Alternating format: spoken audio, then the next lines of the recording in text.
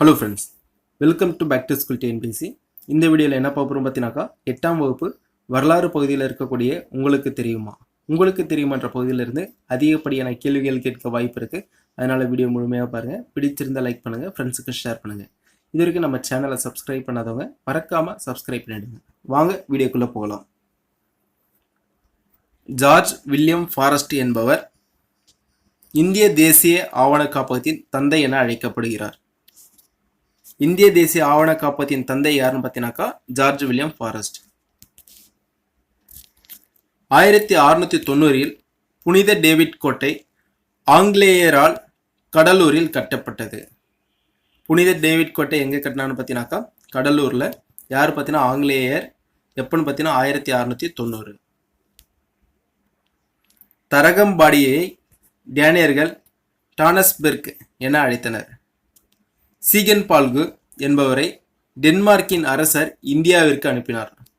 அவர் தரகம்பாடியில் ஒரு அச்சுக்கூடத்தை நிறுவினார். தரகம்பாடியில் அச்சுக்கூடத்தை நிறுவியர் யார் பார்த்தீங்கன்னா சீகன் பால்கு. தூரக்கிழக்கு நாடுகளுடன் வணிகம் செய்யும் நோக்கில் 1731 ஜோதன்பர்க் என்பவர் ஸ்வீடன் கிழக்கிந்திய கம்பெனியை நிறுவினார். டச்சு கிழக்கிந்திய கம்பெனி மற்றும் ஆங்கில கிழக்கிந்திய கம்பெனியின் வெற்றி ஸ்வீடன் கிழக்கிந்திய கம்பெனியின் தோற்றத்திற்கு ஊக்குவிப்பாக இருந்தது. ஸ்வீடன் கிழக்கிந்திய கம்பெனியை நிறுவனர் யார் பார்த்தீங்கன்னா ஜோதன்பர்க். எப்பன்னு பார்த்தீங்கன்னா 1731.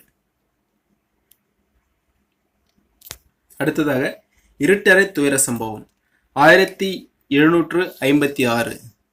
சிராஜுத் தௌலாவின் படைவீரர்கள் 146 ஆங்கிலேயர்களை சிறைப்பிடித்து கல்கத்தாவின் வில்லியம் கோட்டையில் காற்று புகாத ஒரு சிறிய இருட்டறையில் ஓர் இரவு முழுவதும் அடைத்து வைத்திருந்தனர். மறுநாள் காலை அறையை திறந்தபொழுது அவர்களுள் 123 பேர் மூச்சு திணறி இறந்திருந்தனர். இது வரலாற்றில் இருட்டறை துயர சம்பவம் என்று அழைக்கப்படுகிறது. 1863 ஐசிஎஸ் தேர்வில் தேர்ச்சி பெற்ற முதல் இந்தியர் சத்யேந்திரநாத் தாகூர் ஆவார். இவர் கவிஞர் ரவீந்திரநாத் தாகூரின் மூத்த சகோதரர் ஆவார்.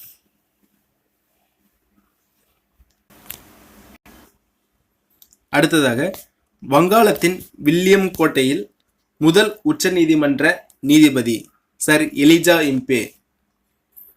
வங்காளத்தின் வில்லியம் கோட்டையில் இருந்த முதல் உச்ச நீதிமன்ற நீதிபதி யார் பார்த்தீங்கன்னா சர் எலிஜா இம்பே. மதராஸ் உயர் நீதிமன்றத்தின் முதல் இந்திய தலைமை நீதிபதி சர் திருவாரூர் முத்துசுவாமி. வாரிசு இழப்பு கொள்கையின் மூலம் டல்ஹௌசி பிரபு இணைத்து கொண்ட பகுதிகள் சதாரா 1848 ஆண்டு, ஜெய்ப்பூர் சம்பல்பூர் 1849, பகத் 1850, உதய்பூர் 1852, ஜான்சி 1853, நாக்பூர் 1854 ஆண்டு. பண்டைய இந்திய நகரமான தட்சசீலம் தற்பொழுது வடமேற்கு பாகிஸ்தானில் உள்ளது. இது ஒரு முக்கியமான தொல்பொருள் ஆராய்ச்சி பகுதியாகும். இதனை 1980 யுனெஸ்கோ உலக பாரம்பரிய தலமாக அறிவித்தது. சாணக்கியர் தனது அர்த்த சாஸ்திரத்தினை இப்பல்கலைக்கழகத்தில் தங்கியிருந்து தொகுத்ததாக கூறப்படுவது இதன் சிறப்பாகும். 19ஆம் நூற்றாண்டின் மத்தியில் இப்பல்கலைக்கழகத்தின் இடிபாடுகளை தொல்பொருள் ஆராய்ச்சியாளர் அலெக்சாண்டர் கன்னிங்ஹாம் கண்டுபிடித்தார்.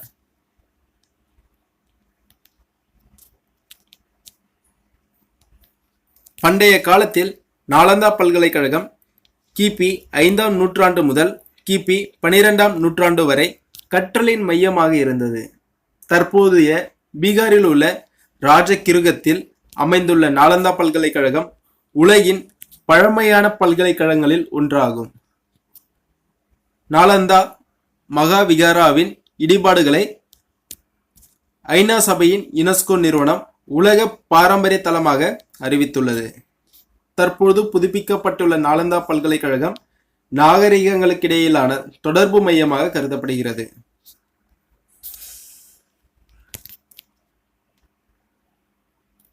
இடைக்காலத்தில் பல சமய மடங்களும் மடாலயங்களும் கல்வி வளர்ச்சிக்காக நிறுவப்பட்டன. ஸ்ரீரங்கத்தில் உள்ள அஹோபில்ல மடம் அவற்றுள் ஒன்றாகும். அங்கு ஸ்ரீ ராமானுஜர் கல்விக்காக தன்னுடைய குறிப்பிடத்தக்க பங்களிப்பை வழங்கியுள்ளார். மடாலய கல்வி தவிர சமண பள்ளிகளும் மற்றும் பௌத்த விகாரங்களும் மக்களுக்கு கல்வி வழங்குவதில் முக்கிய பங்காற்றின. அனைத்து துறைகளை சார்ந்த புத்தகங்கள் கொண்ட நூலகத்தினை அவைகள் பெற்றிருந்தன.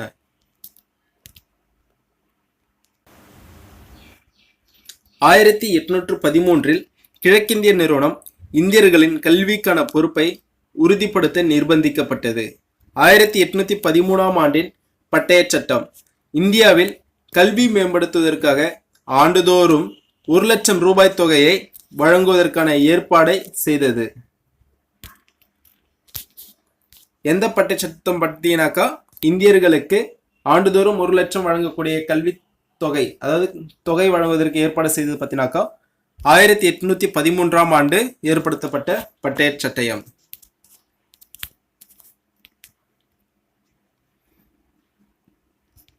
உட்ஸ் கல்வி அறிக்கை 1854 இந்தியாவில் ஆங்கில கல்வியின் மகாசாசனம் என்று அழைக்கப்படுகிறது. ஏனெனில் அனைத்து நிலைகளிலும் உள்ள மக்களுக்கு கல்வியை வழங்கவும் ஆங்கில கல்விக் கொள்கையின் முதல் அறிக்கை இதுவாகும். ஆனால் இது இந்தியர்களின் கொள்கைகளையும் கலாச்சாரத்தையும் விலக்கி வைத்து மாநில கல்வியின் மீது முழுமையான கட்டுப்பாட்டை ஏற்படுத்தியது. உட்ஸ் கல்வி அறிக்கை எப்போ கொண்டு வந்தானாக்கா 1854. இது பார்த்தீங்கன்னா இந்தியாவில் ஆங்கில கல்வியின் மகாசாசனம் என்று அழைக்கப்படுகிறது.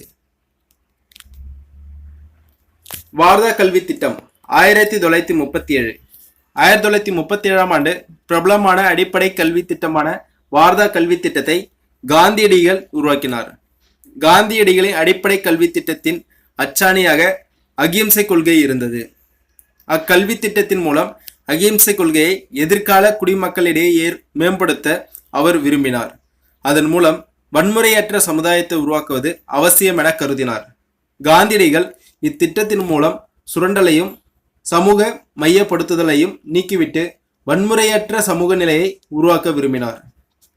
வார்தா கல்வி திட்டம் எந்த ஆண்டு உருவாக்கப்பட்டது பார்த்தீங்கன்னா 1937. யார் பத்தினாக்கா காந்தியடிகள் உருவாக்கினாங்க. அதுல என்ன அடிப்படை அச்சாணியாக இருந்தது பத்தினாக்கா அகிம்சை கொள்கை இருந்தது. 1976 ஆண்டு டிசம்பர் வரை கல்வித்துறை மாநில பட்டியலில் இருந்தது. ஆனால் தற்பொழுது கல்வித்துறை பொது பட்டியலில் உள்ளது. ஜவுகார் என்பது அந்நியர்களால் தாங்கள் கைப்பற்றப்படுவதையும் அவமதிக்கப்படுவதையும் தவிர்ப்பதற்காக தோற்கடிக்கப்பட்ட ராஜபுத்திர போர் வீரர்களின் மனைவிகள் மற்றும் மகள்களின் கூட்டு தன்னார்வ தற்கொலை நடைமுறையை குறிப்பிடுகிறது. அக்பர் குழந்தை திருமணத்தை தடுத்ததுடன் திருமணத்திற்கு முன் மணமகன் மற்றும் மணமகளின் ஒப்புதலை பெற்றோர்கள் கட்டாயமாக பெற்றுக்கொள்ள வேண்டும் என்று உத்தரவிட்டார். அவர் பெண்ணிற்கான திருமண வயது 14 எனவும் ஆண்களுக்கான திருமண வயது 16 எனவும் நிர்ணயித்தார்.